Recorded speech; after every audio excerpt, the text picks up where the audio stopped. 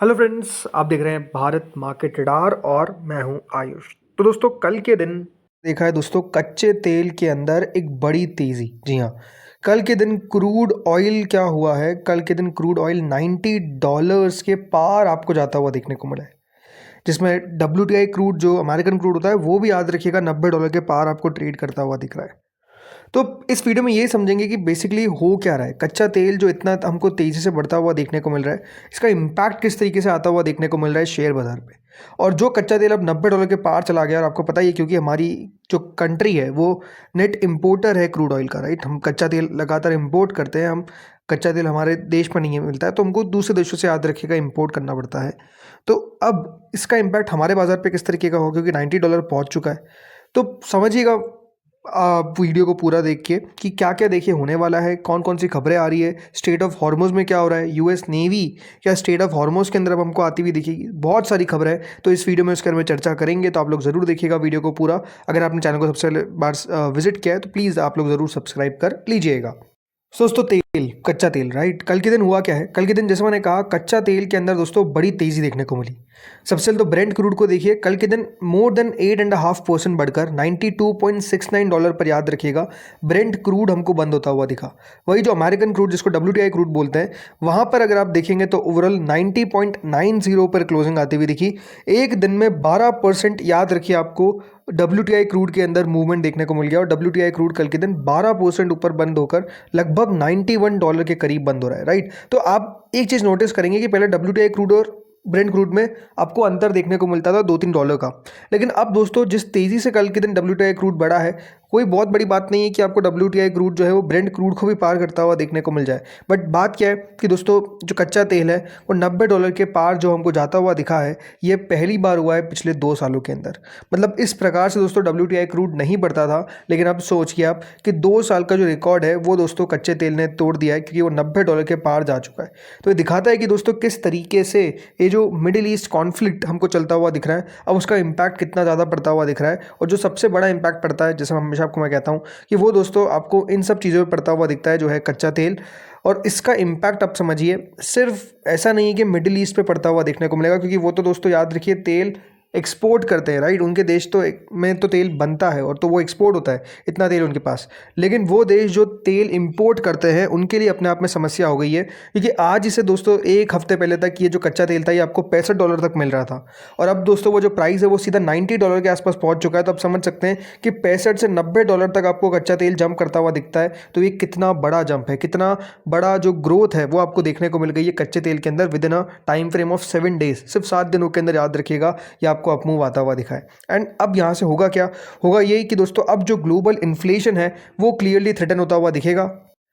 फिर से जो ग्लोबल इन्फ्लेशन है वो अब दोस्तों बढ़ता हुआ दिख सकता है। क्यों? क्योंकि कच्चा तेल $90 के पार जा चुका है। देखो, सिंपल सी बात है, कच्चा तेल के बढ़ने से आपको सब चीज़ें महंगी होती हुई दिखने को मिलती है। सिर्फ फ्यूल, गैस, इन सब की प्राइसेस तो बढ़ी रही है और बढ़ेगी ही। आपको याद होगा आज ही के दिन खबर निकल कर आई है कि जो इंडिया के अंदर LNG है, राइट, उसके प्राइजेस भी सरकार ने बढ़ा दिए।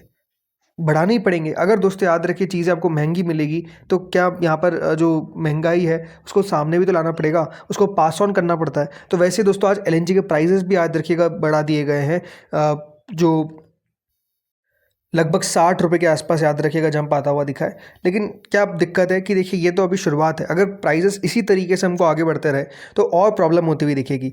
कल के दिन दोस्तों एक खबर निकल कर आई जिसमें बताया गया कि कुवैत ने जो प्रोडक्शन है वो बंद कर दिया है। देखिए, बंद करने का मतलब क्या है कि प्रोडक्शन ऐसा नहीं होता है कि देखिए आपने बटन बंद किया और वो बंद हो गया, बटन चालू किया तो वो चालू हो गया। जब दोस्तों कोई ऑयल फील्ड अपना ऑयल निकालना बंद कर देती है तो जब उसको वापस से शुरू करना पड़ता है उस पूरी साइट को, तो उसमें भी बहुत समय लगता है। और कतर ने ये वार्न किया है कि अगर इसी तरीके से कॉन्फ्लिक्ट चलती रही तो $150 का आंकड़ा भी आप कुछ ही दिनों के अंदर देख लेंगे। ये भी याद रखिएगा, एक बहुत बड़ा स्टेटमेंट था जो निकल कर आया, और इसके बाद भी जो तेज़ी थी कच्चे तेल के अंदर हमको वो और बढ़ती हुई देखने को मिल गई थी, राइट। और अभी एक बात ध्यान रखिए, सिर्फ कुवैत के द्वारा याद रखिएगा प्रोडक्शन बंद किया गया है। अगर ओपेक के और मेंबर्स दोस्तों प्रोडक्शन बंद कर देते हैं तो ये और बड़ा प्रॉब्लम बन जाएगा। क्यों प्रोडक्शन बंद हो रहा है? बिकॉज लगातार याद रखिए ईरान के द्वारा जो हमले किए जा रहे हैं वो इन्हीं जगह पे किए जा रहे हैं। जो इकोनॉमी है याद रखिए मिडिल ईस्ट की, उसके ऊपर सीधा सीधा इम्पैक्ट जो है याद रखिएगा ईरान डालता हुआ नजर आ रहा है। और ईरान का सिंपल सा मतलब है कि अगर आपके देश से हमारे देश पे अटैक होगा, भले आप नहीं कर रहे लेकिन अमेरिकन तो कर रहा है, US बेस्ड जो आपके देशों में है, तो वहाँ से तो हमारे ऊपर हमला हो ही रहा है तो हम आप पर भी हमला करेंगे क्योंकि आपके देश से हमला हो रहा है, ये क्लियरली याद रखिएगा ईरान की तरफ से कहा गया है। सो इसका एक सबसे बड़ा असर जो है याद रखिएगा पड़ता हुआ दिख रहा है, इसीलिए अब जो मिडिल ईस्ट के देश हैं उनको अपना प्रोडक्शन तक बंद करना पड़ेगा, ये एक सबसे बड़ा खबर निकल कर आ रही थी, राइट। इसका असर दोस्तों कल के दिन अगर यूएस मार्केट्स पे देखते तो किस तरीके से पड़ा। कल के दिन डाउ जोन्स लगभग दोस्तों 1% हमको नीचे बंद होता हुआ दिखा। देखो एक बात समझो कि कल के दिन एक और खबर निकल कर आई थी और वो आपको मैंने पिछले वीडियो में डिस्कस भी किया था कि कल जो अमेरिकन अनएम्प्लॉयमेंट का जो डेटा है वो भी निकल कर आया था और कल के दिन जो डेटा आया वो अपने आप में खराब आया बिकॉज 92,000 जॉब्स जो थी वो लॉस्ट हो गई, बल्कि एक्सपेक्टेशंस ऐसी बिल्कुल भी नहीं थी। एक सरप्राइज़ के तौर पे याद रखिएगा ये आंकड़ा आता हुआ दिखा। और अगर इस प्रकार से जॉब्स लॉस्ट होती है तो होगा क्या, फिर से जो फेड की तरफ से इंटरेस्ट रेट कट की बात है वो चलने चालू कर देगी। बट एक बात समझिए, अगर महंगाई बढ़ेगी तो फेड किस तरीके से इंटरेस्ट रेट कट करेगा ये भी अपने आप में एक सवाल है। लेकिन हाँ, कल के दिन यूएस मार्केट्स भी आपको गिरते हुए दिखे।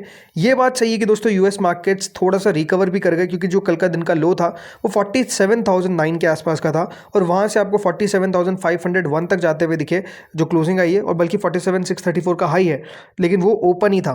तो ओपन और हाई एग्जैक्ट था। लेकिन हाँ, ये बात सही है कि गिरावट के बाद हमको रिकवर कर पाए, बट इतनी गिरावट आ गई थी कि उसके बावजूद भी 1% के आसपास की गिरावट नजर आई। नेस्डैक दोस्तों कल काफ़ी वीक होता हुआ दिखा, मोर देन 1.5% का फॉल आया नेस्डैक के अंदर। तो दोस्तों जो कल की क्लोजिंग हमको आती हुई दिखी है वो बिल्कुल दिन के निचले स्तर पर आती हुई दिखी है। तो जो नेस्डैक है वहाँ पर आपको प्रॉफिट बुकिंग अच्छी देखने को मिली। लेकिन अब यहाँ पर जैसे मैंने कहा जो सवाल है, सबसे बड़ा सवाल क्या है, स्ट्रेट ऑफ हॉर्मोज को लेकर। देखो सबसे पहले आपको समझना पड़ेगा कि स्ट्रेट ऑफ हॉर्मोज का इतना ज़्यादा इंपॉर्टेंस क्यों है। जिनको नहीं पता है, स्ट्रेट ऑफ हॉर्मोज दोस्तों ग्लोबल एनर्जी लाइफलाइन है। 20% ऑफ द वर्ल्ड्स ग्लोबल जो टोटल ऑयल सप्लाई है, राइट, वो 20 to 21 million barrels per day यहीं से पास होता है, स्ट्रेट ऑफ हॉर्मोज से पास होता है। एलएनजी सप्लाई बहुत यहाँ से निकलती है, लगभग वाइटल रूट है। 20 से 33%, 20 to 33% of the global seaborne supply यहीं से निकलता है, प्राइमरली फ्रॉम कतर। और डिपेंडेंस किनका है, major economies in Asia like China, India, Japan, South Korea, ये हेविली रिलाय करते हैं, याद रखिएगा इस रूट पे, बिकॉज इससे काफ़ी ज़्यादा दोस्तों जो तेल है वो हमारे देशों में आता है। और अगर स्ट्रेट ऑफ हॉर्मोज जैसे मैंने कहा, अगर दोस्तों यहाँ पर ईरान लगातार कह रहा है कि हम ब्लॉक कर रहे हैं, जो उनकी IRGC है वो लगातार कह रही है कि हमारे कंट्रोल के अंदर है, तो इससे होगा क्या, जो सप्लाई है ऑयल की वो दोस्तों डिस्टर्ब हो जाएगी। ऑयल जो है वो बेसिकली देशों में जा नहीं पाएगा। और बिल्कुल जो लगातार खबरें आ रही है कि प्रोडक्शन हॉल्ट भी कर रहे हैं, तो वो और उसके ऊपर नेगेटिव हो गया। अब इसी पे दोस्तों यहाँ पर कह सकते हैं यूएस नेवी की तरफ से कहा गया कि यूएस ने कहा कि हम अपनी नेवी को एस्कॉर्ट करने के लिए भेजेंगे शिप्स को जो भी स्ट्रेट ऑफ हॉर्मोज से गुजरेगा। मतलब यूएस नेवी ये कह रही है कि अगर कोई भी तेल का जहाज वहाँ से गुजरता है तो जो यूएस की नेवी है वो उनको एस्कॉर्ट करेगी, मतलब उनको प्रोटेक्शन सॉर्ट ऑफ देगी कि उनके ऊपर हमला ना कर दे कोई भी। इसलिए जो यूएस नेवी है वो इनके पीछे चलेगी, इनको एस्कॉर्ट करेगी ताकि इनके ऊपर कोई हमला ना हो सके। ये डोनाल्ड ट्रंप की तरफ से कहा गया। देखो एक बात समझो, डोनाल्ड ट्रंप भी क्लियरली समझता है कि अगर तेल की प्राइसेस इसी तरीके से बढ़ती रही तो वो उनके लिए भी बहुत अच्छी बात नहीं है। वो तो लगातार चाहता है कि दोस्तों जो तेल की प्राइस है वो कम रहे, और इससे भारत की जैसे इकोनॉमीज़ के लिए फ़ायदा है क्योंकि हम तेल को इंपोर्ट करते हैं। जितना देखिए तेल का प्राइस कम रहेगा उतना हमारे लिए फ़ायदे वाली बात है। वैसे ही आपने पहले देखा कि हम रशिया से तेल खरीद रहे थे, तो रशिया से तेल हम कम दामों पे खरीद रहे थे, जो मार्केट प्राइस थी उससे भी कम पे, याद रखिएगा, रशिया हमको तेल बेच रहा था। और इसी के कारण याद रखिएगा अमेरिका को मिर्ची लगी थी और फिर हमारे ऊपर टैरिफ लगा दिए थे। तो बहुत सारी चीज़ें हैं। लेकिन अब डोनाल्ड ट्रंप के ऊपर खुद पे दिक्कत आ चुकी क्योंकि उन्होंने सोचा नहीं था कि इतना ज़्यादा ये कॉन्फ्लिक्ट बढ़ता हुआ दिखेगा। और आप समझो स्ट्रेट ऑफ हॉर्मोज कितना सा है, सिर्फ इतनी सी दोस्तों जगह है जहाँ से याद रखिए आपको टैंक्स गुजरते हुए नजर आते हैं। और क्योंकि ईरान की साइड है तो ईरान दोस्तों यहाँ पर कंट्रोल करता हुआ नजर आ जाता है। ईरान क्योंकि याद रखिएगा पहले आपको ग्लोबल सप्लाई में कभी भी दिक्कत नहीं लाता हुआ नजर आया, बिकॉज बाकी की जो नेशंस है वो इनके नेबर्स है और अरब कंट्रीज़ है, मुस्लिम कंट्रीज़ है, तो उतना ज़्यादा दिक्कत ईरान देता नहीं था। लेकिन क्योंकि अब याद रखिएगा कि जो वॉर है, राइट, जिस तरीके से अभी आपको युद्ध होता हुआ दिख रहा है, जो बेसिस है ये सारे याद रखिएगा आपको अरब देशों में देखने को मिलते हैं यूएस के। तो वहाँ से क्योंकि हमला हो रहा है तो इसलिए अब ईरान भी याद रखिएगा बाकी अरब नेशन पे हमला कर रहा है। बट अब यहाँ पे पॉइंट क्या है कि जब तक दोस्तों बातचीत का आप माध्यम यूज़ नहीं करेंगे, जब तक इस युद्ध को ख़त्म करने की कोशिश नहीं करेंगे, तब तक देखिए इसी तरीके से ऑयल प्राइसेस जो है वो बढ़ती रहेगी। अब जैसे ही दोस्तों यूएस की तरफ से ऐसा बयान आया कि नेवी उनकी एस्कॉर्ट करेगी, तो जो ईरान की IRGC है, जो रिवॉल्यूशनरी कॉप गार्ड है, उनकी तरफ से कह दिया गया कि आइए हम तो आपका स्वागत करते हैं, हम आपका इंतज़ार कर रहे हैं कि आप देखते हैं यहाँ से आप किस तरीके से एस्कॉर्ट कर दोगे। तो आप समझिए एक कोई बयान देता है तो उसके ऊपर एक और बड़ा बयान जो है वो आ जाता है। मतलब साफ साफ देखिए जो IRGC है वो आप कह सकते हैं धमकी सॉर्ट ऑफ दे रहा है किसको, ईरान अमेरिका को, कि आप आइए हम तो आपका इंतज़ार कर रहे हैं, देखते हैं आप किस तरीके से ऐसे निकल पाते हैं। ये दोस्तों याद रखिएगा उन्होंने कहा, किसने, यूएस फोर्सेस को IRGC ने। अगर दोस्तों ये कॉन्फ्लिक्ट कम हो जाएगी तो आप बिल्कुल मान के चलिए जो कच्चा तेल है वो भी आपको गिरता हुआ दिखेगा, बहुत तेज़ी से नीचे आता हुआ दिखेगा। लेकिन जब तक ये पूरा युद्ध चल रहा है या फिर जब तक ये आप सॉर्ट ऑफ टेंशन देख रहे हैं, लगातार दोस्तों जो कच्चा तेल है वो आपको स्ट्रांग होता हुआ दिखेगा। और वही आपने कल के दिन देखा जब एक दिन के अंदर दोस्तों 12% आपको जो WTI क्रूड है वो बढ़ता हुआ दिख रहा है। ऐसा मूव आता नहीं है, बट कल के दिन 12% आ गया। अब इसी पे अगर मैं बात करता हूँ हमारे मार्केट्स की कि गिफ्ट निफ्टी ने कल के दिन क्या करा। दोस्तों गिफ्ट निफ्टी जो है वो लगभग कल के दिन हमको गिरता हुआ दिखा है 214 पॉइंट्स, 24,360 के आसपास याद रखिए गिफ्ट निफ्टी कारोबार करता हुआ दिख रहा है। मतलब ये चांसेस है कि हमारे मार्केट जब मंडे को खुलेंगे तो हो सकता है कि गिरावट के साथ खुले, अगर कोई पॉजिटिव न्यूज़ नहीं निकल कर जाती है। अगर कोई पॉजिटिव न्यूज़ निकल कर आएगी तो उसका भी इम्पैक्ट आएगा। बट हाँ, ये युद्ध कितना जल्दी ख़त्म हो जाएगा ये आई थिंक अब मार्केट्स वेट कर रहा है, क्योंकि मार्केट्स को लगा था कि देखिए बहुत लंबा नहीं टिकेगा। बट जो 8-9 दिन हो चुके हैं ये दिखाता है कि देखिए ईरान ने भी रेजिस्टेंस तो शो किया है, उन्होंने भी हमलों का जवाब तो दिया है। जितना आसानी से वेनेजुएला के ऊपर कब्जा कर लिया था अमेरिका ने, उतना आसानी से जो ईरान है उसके ऊपर याद रखिएगा कब्जा नहीं कर पा रहा है। और अब कभी तो देखिए डोनाल्ड ट्रंप कहते हैं कि हम बिल्कुल अपने सोल्जर्स नहीं भेजेंगे, कभी कहते हैं हम अपने सोल्जर्स भी भेजेंगे। बट अगर सोल्जर्स भेजा जाएगा तो ईरान कोई छोटा मोटा देश नहीं है, बहुत बड़ा देश है।